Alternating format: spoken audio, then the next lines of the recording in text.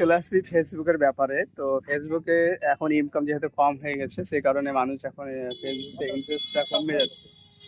Interest কমে গেছে, মানুষ আর ফেসবুকের সাথে যুক্ত নাই। তার সাথে অনেক মানুষ চাহিদা ছিল, তার মধ্যে আমার সাথে একটা ইউজার আছে, সে কিন্তু ফেসবুকে ভালোভাবে কাজ করার চেষ্টা করছিল। আর 2-3 মাসের মধ্যেই তার অবস্থা খারাপ, যেহেতু ইনকাম কমে গেছে, সে এখন পিছিয়ে গেছে। তো আমার সাথে তো আমরা আছি একসাথে, তো আমরা কি করব কি চিন্তা ভাবনা ভাবছি। এখন কি ব্যাপার, ইউটিউবে তো ইনকাম কমে গেল, এখন কি করা যায় বলো তো?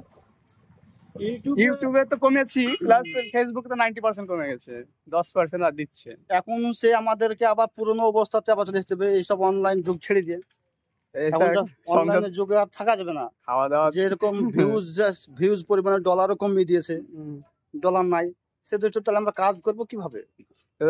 তোমার দেখা মতো যে অনেকজন ফেসবুকে এসেছিল, কাজ করছে, তারা কিন্তু অনেক টাকা করেছে। তো তোমার সেরকম দেখা কেউ আছে যে অনেক টাকা সে নষ্ট করেছে?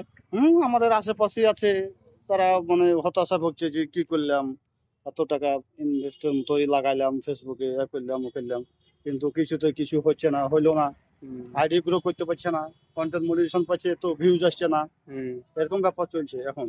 আচ্ছা।